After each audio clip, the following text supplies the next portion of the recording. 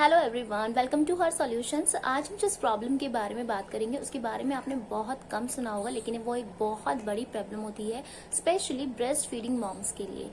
अगर आप breast feeding हैं तो क्या कभी आपने फील किया है कि आपका बच्चा जो है वो most of the time gassy and cranky रहता है, या वो अपने जो दूध पीने के बाद भी वो सेटिस्फाई नहीं होता है, वो थोड़ी देर में ही उठ जाता है, उसकी ग्रोथ जो है वो धीरे धीरे हो रही है, उस हिसाब से नहीं हो रही जिस हिसाब से उसकी ग्रोथ होनी चाहिए।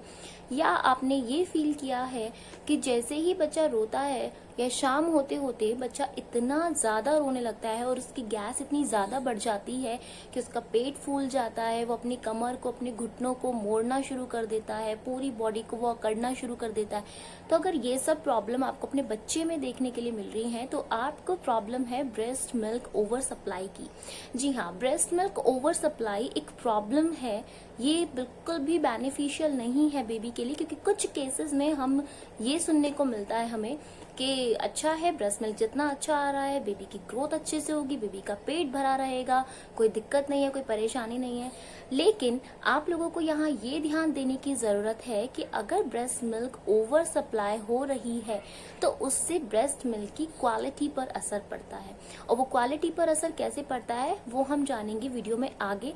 सबसे पहले मैं आपसे बोलना चाह रही हूँ कि अगर आपको ये वीडियो पसंद आती है तो प्लीज लाइक जरूर कीजिएगा, चैनल को सब्सक्राइब कर लीजिए, क्योंकि breast feeding and parenting and baby care से रिलेटेड बहुत सारी इन्फॉर्मेटिव वीडियोस इस चैनल पर बहुत जल्दी आने वाली हैं। सो वीडियो को लास्ट तक जरूर देखिएगा, क्योंकि कोई भी पॉइंट आपका इस टॉपिक से रिलेटेड छूटना नहीं चाहिए। तो सबसे पहले बात कर लेते हैं science of breast milk over supply. ऐसे कौन से साइंस हैं जिस पर हमें ध्यान देना है, जिससे हमें पता चले कि हमें ब्रेस्ट मिल्क की ओवर सप्लाई हो रही है। सबसे पहला साइन होता है रैपिडली फिलिंग ब्रेस्ट, यानी कि आपको अपनी ब्रेस्ट जो है बहुत जल्दी फुलर लगने लगे। यानी कि बच्चे ने दूध पिया है अच्छे से 10 से 15 मिनट दूध पिया, उसके बाद आपकी जो ब्रेस्ट है वो एम्प्टी हो जानी चाहिए। लेकिन फीड कराने के बाद भी या 1 से 2 फीड कराने के बाद भी आपको अपनी ब्रेस्ट हैवी और फूली हुई यानी कि फिल्ड भरी हुई फील होती है, तो ये एक साइन है ब्रेस्ट मिल्क ओवर सप्लाई का। नंबर 2 बात करते हैं ब्लॉक्ड डक्ट्स, यानी कि अगर आपके जो ब्रेस्ट है उसमें आपको गांठें महसूस हो रही हैं, यानी कि अगर आप उसे हाथ से टच करें तो आपकी जो ब्रेस्ट है वो हैवी होने के साथ साथ उसमें आपको गांठें टाइप कुछ पता चले, और उन गांठों को जैसे ही आप थोड़ा सा दबाते हैं तो आपको ब्रेस्ट में हल्का पेन भी फील होता है और आपका मिल्क लीकेज हो जाता है। तो ये भी ब्रेस्ट मिल्क ओवर सप्लाई का साइन है। नंबर 3 जो आता है कि बेबी इज मोर गैसी, यानी कि नॉर्मली छोटे बच्चों को गैस बनती है 0 to 4 मंथ्स, तो उनको बहुत ज्यादा गैस बनती है। लेकिन कुछ केसेस में बच्चों को 24 आवर्स उनके पेट में गैस रहती है, उनका पेट फूला हुआ रहता है या वो बहुत ज्यादा रोते हैं। तो ये एक साइन हो सकता है कि आपका जो ब्रेस्ट मिल्क है वो ओवर सप्लाइड हो रहा है, उस वजह से बच्चे को गैस होती है। अब वो कैसे होती है वो हम आगे वीडियो में समझाएंगे। नेक्स्ट आता है टॉपिक हमारे पास फास्ट लेट डाउन। अब लेट डाउन क्या होता है? लेट डाउन होता है जैसे ही बच्चे ने ब्रेस्ट को सक करना शुरू किया तो कुछ ही सेकंड्स के बाद लेट डाउन यानी कि दूध का अपने आप से आना शुरू हो जाता है। अगर वो लेट डाउन बहुत ही स्पीड से हो रहा है, यानी कि वो एक स्प्रे फॉर्म में हो रहा है, कई बार क्या होता है कि बच्चा उसे संभाल नहीं पाता तो बच्चे को धसका लग जाता है, बच्चे को खांसी हो जाती है, कई बार बच्चे को दूध अटक जाता है, उसके पूरे फेस पे वो दूध स्प्रे हो जाता है। तो इस केस में हम कहते हैं कि ये फास्ट लेट डाउन है, जो इतनी स्पीड से हो रहा है कि बच्चे की सकिंग की जो स्पीड है वो उसके साथ में एक तरह से सामंजस्य नहीं बिठा पा रही, वो साइमल्टेनियसली नहीं चल पा रही है। तो ये भी एक ओवर सप्लाई का ही साइन होता है। नेक्स्ट जो साइन होता है बेबी पूप आफ्टर ईच फीड और ड्यूरिंग द फीड।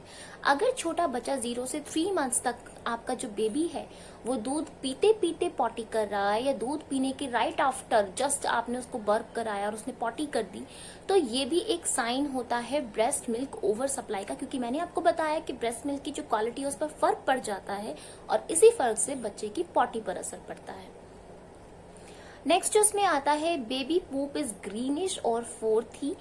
तो अगर बेबी की जो पॉटी है वो हल्की ग्रीनिश कलर की आ रही है, या झाग आ रहे हैं उसमें, या वो बहुत ही वाटरी आ रही है, तो ये भी एक साइन होता है ब्रेस्ट मिल्क ओवर सप्लाई का। तो इस पर भी आपको ध्यान देने की जरूरत है। फिर नेक्स्ट जो आता है साइन वो होता है अनसेटिस्फैक्टरी ग्रोथ।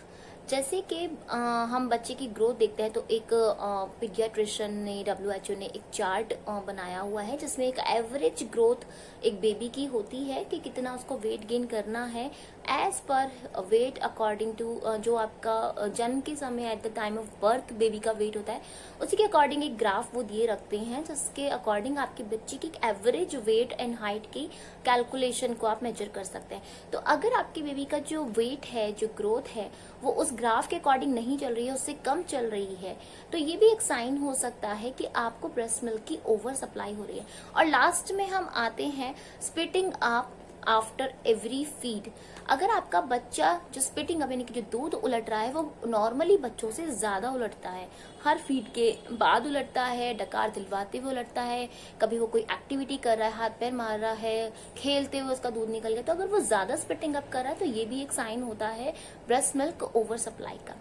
अब ये थे साइंस। अब हम बात करेंगे कि इनके क्या कॉज होते हैं, ये किस वजह से ब्रेस्ट मिल्क ओवर सप्लाई होता है। सो ब्रेस्ट मिल्क ओवर सप्लाई का जो एक मेन रीजन होता है वो होता है foremilk hindmilk imbalance. अभी foremilk and hindmilk होता क्या है? सो फोर से मतलब पहले वाला और हाइंड से मतलब पिछले वाला यानी कि बाद वाला। तो ब्रेस्ट मिल्क का जो ट्रांसपोर्टेशन होता है वो ऐसे होता है कि स्टार्टिंग की 5 to 10 मिनट्स फोर मिल्क आता है। फोर मिल्क जो होता है उसमें शुगर एंड प्रोटीन ज्यादा होता है और वो वाटरी होता है। जैसे कभी कभी आपने क्या देखा कि आपने आधा ग्लास पानी में थोड़ा सा दूध मिला दिया तो वो दूध जैसी कलर का हो जाता है लेकिन वो वाटरी रहता है। तो फोर मिल्क ऐसा होता है। फोर मिल्क बॉडी बिल्डिंग के लिए जरूरी होता है बट क्योंकि उसमें शुगर और प्रोटीन का जो अमाउंट है वो काफी हायर होता है तो बच्चे की बॉडी उसको अच्छे से डाइजेस्ट नहीं कर पाती। दूसरा वो फिलिंग होता है। तो कभी कभी आपने नोट किया होगा कि अगर आपको ब्रेस्ट मिल्क ओवर सप्लाई है तो आपका बच्चा 5 से 7 मिनट में ही उसका पेट पूरा फुल हो जाता है। क्योंकि आपने कई बार देखा होगा हम खाना खाते हैं तो उससे पेट धीरे धीरे भरता है लेकिन अगर हम पानी पी लेते हैं 2-3 ग्लास एक साथ तो उससे पेट एकदम से फुल हो जाता है लेकिन हमें बाद में भूख लगती है। यही चीज होती है जब हमें ब्रेस्ट मिल्क की ओवर सप्लाई हो रही होती है। तो जो हाइंड मिल्क है उसे आप एक तरह से फूड मान लीजिए क्योंकि वो रिच होता है, क्रीमी होता है, उसमें फैट सब्स्टिट्यूट्स होते हैं, फैट अमाउंट्स होते हैं तो वो एक तरह से फिलिंग होता है। बट जो वाटरी वाला होता है उससे पेट जो आपका ब्लॉट हो जाता है यानी कि एकदम से फूल जाता है, भर जाता है लेकिन आपको कोई भी कैलोरी नहीं मिल रही होती है। तो यही चीज है कि जब ब्रेस्ट मिल्क ओवर सप्लाई होता है तो उन लेडीज को जिनको ओवर सप्लाई हो रही है 5 से 10 मिनट की बजाय उन्हें 10 से 15 कई बार 20 मिनट तक भी उनको वाटरी वाला जो फॉर मिल्क होता है वही आ रहा होता है।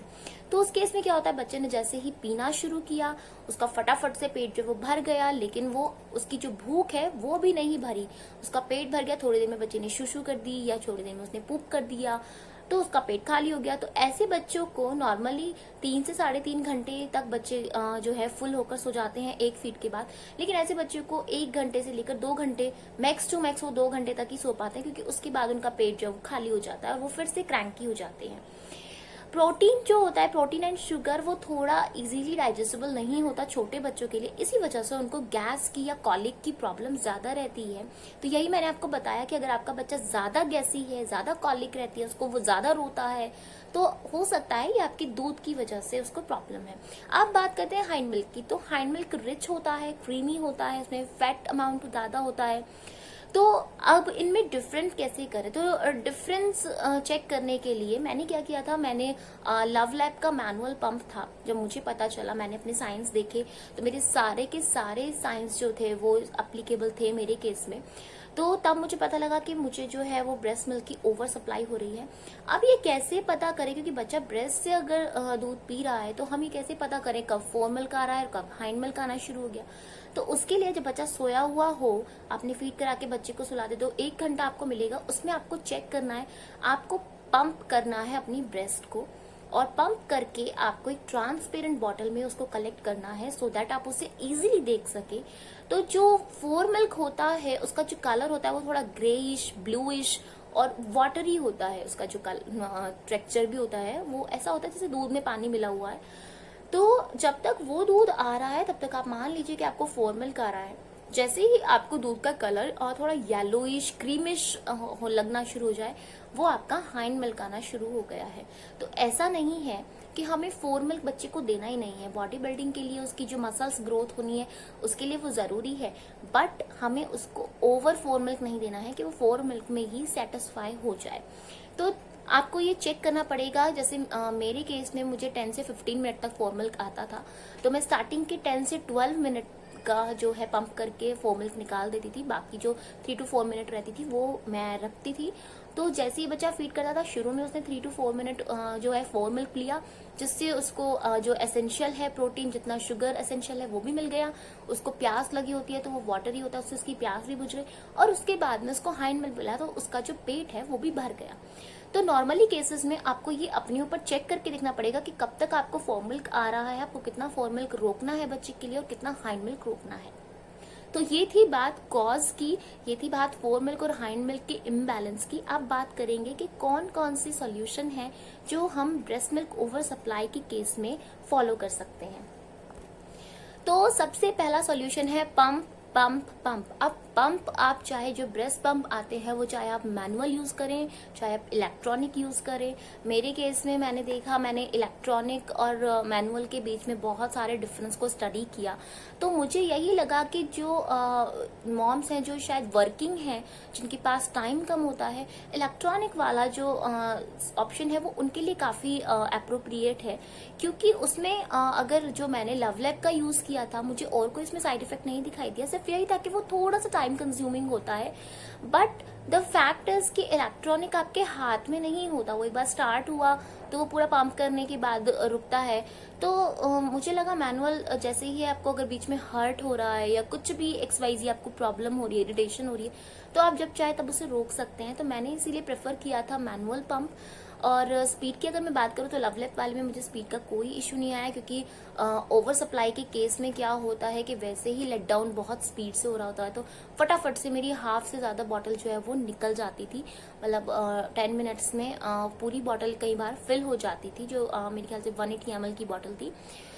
तो ये था मेरे केस में, मैंने लवलैप का मैनुअल वाला पंप ही यूज किया था। और पंप की मैंने आपको जैसे बताया कि आपको पहले चेक करना पड़ेगा कब तक फोर मिल्क आ रहा है और कितना फोर मिल्क आपको रोक के रखना है, कितना हाइंड मिल्क आपको बच्चे के लिए रखना है, तो उस हिसाब से आपको पंप करना है।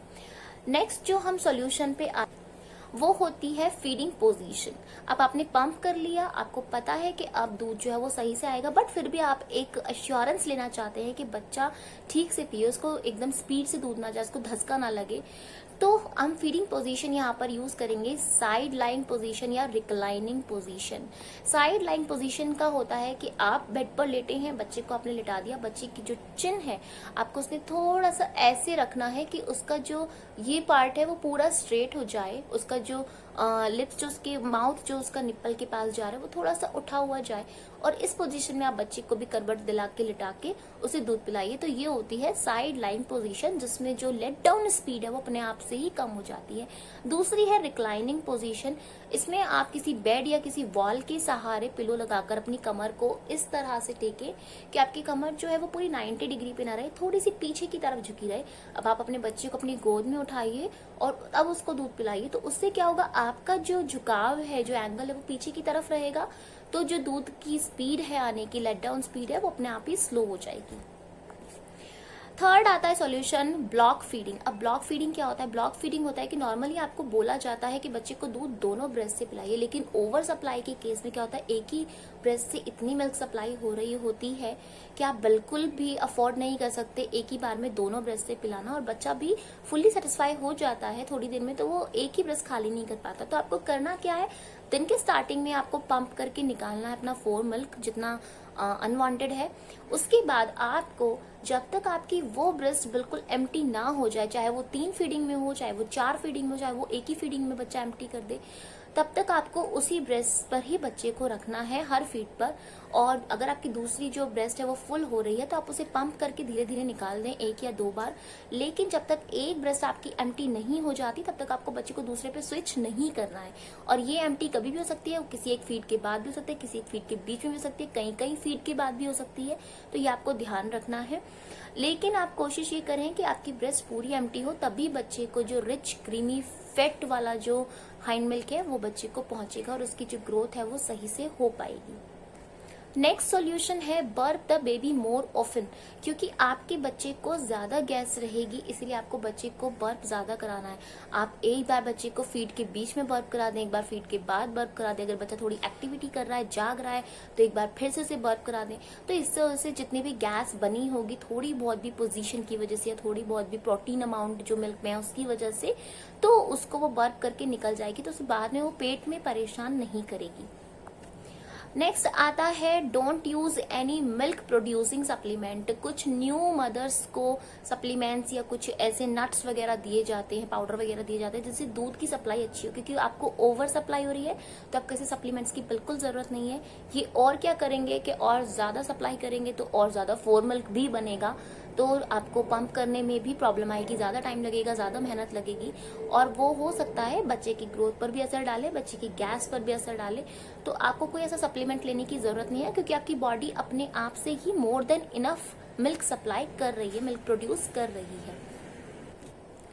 सो ये थे मेरे सॉल्यूशन, साइंस और कॉजेस, क्योंकि मैंने खुद ये प्रॉब्लम अपने ऊपर फेस की है, एक्सपीरियंस की है। मैं आपको बताऊं तो जब मेरा बेबी 5 मंथ्स का हो गया तब तक भी मुझे इसका कोई इलाज नहीं मिला था, क्योंकि मुझे पता ही नहीं था, मेरे आसपास की कम्युनिटी को कुछ नहीं पता था कि ओवर सप्लाई ऑफ मिल्क ये भी एक इशू हो सकता है। ये इसको हम एक अच्छा साइन मान के चलते हैं, लेकिन ये बच्चे को एडवर्स इफेक्ट भी डालता है।